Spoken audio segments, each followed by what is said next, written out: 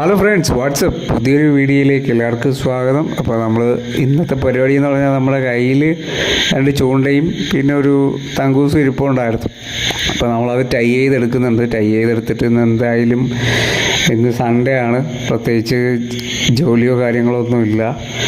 അപ്പോൾ നമ്മൾ ജസ്റ്റ് വയലിൽ പോയി കുറച്ച് ഫോക്സ് ടെയിലും അതേപോലെ ഗപ്പി ഗ്രാസും പായലുകൾ നമുക്ക് കളക്ട് ചെയ്യാൻ പോകേണ്ട ആവശ്യമുണ്ട്. കാരണം നമ്മൾ ഒരു ഫാം സ്റ്റാർട്ട് ചെയ്യുന്നുണ്ട്. അപ്പോൾ അതിന് വേണ്ടിയിട്ട് നമ്മൾ ഹൈബ്രിഡ് ഗപ്പീസിനെയൊക്കെ വാങ്ങുന്നുണ്ട്, റീഡ് ചെയ്യാനാണ്. അപ്പോൾ ഇപ്പോൾ ഫ്രിഡ്ജ് ബോക്സ് നമ്മളെ കാലിയായിട്ട് കിടക്കുകയാണ്.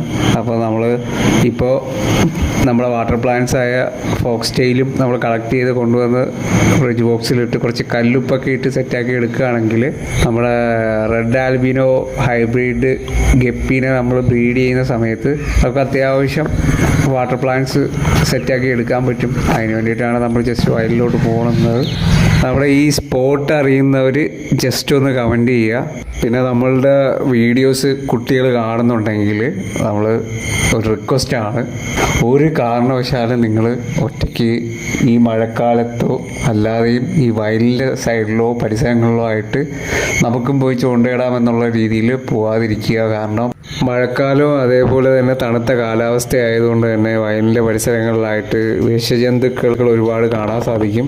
മിസ്റ്റർ 360 എന്നറിയപ്പെടുന്ന അണലി മുതൽ പാമ്പ്, ചേര, അതുപോലുള്ള പല രീതിയിലുള്ള വിഷജന്തുക്കളും നമുക്ക് വയലിൻ്റെ പരിസരങ്ങളിൽ കാണാൻ പറ്റും. അതുകൊണ്ട് തന്നെ കുട്ടികൾ ആരും വയലിൻ്റെ പരിസരത്ത് ഈ വീഡിയോ കണ്ടിട്ട് നമുക്കും പോയി ചൂണ്ടയിടാന്നുള്ള രീതിയിൽ പോവാതിരിക്കുക.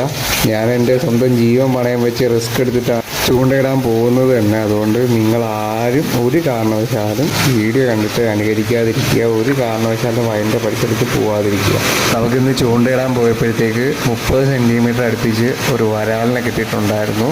ഈ വരാലിനെ കിട്ടിയ സമയത്ത് നല്ല മഴയായിരുന്നു. ആ സമയം നമ്മൾ ഫോൺ എടുത്തില്ല, ക്യാമറ ഓണാക്കാൻ പറ്റിയില്ല. അതുകൊണ്ട് ആ വീഡിയോ നമുക്ക് കിട്ടിയിട്ടില്ല. പക്ഷേ നമുക്കിതിനെ ചൂണ്ടയിട്ട് കിട്ടിയതാണ്. 30 സെൻറ്റിമീറ്ററോളം ഇതിന് വലിപ്പമുണ്ട്. നമ്മളിതിനെ ഗ്ലാസ് ടാങ്കിലോട്ട് ആക്കിയിട്ട് നമ്മൾ അതിൻ്റെ ഒരു വീഡിയോ എടുക്കുന്നുണ്ട്.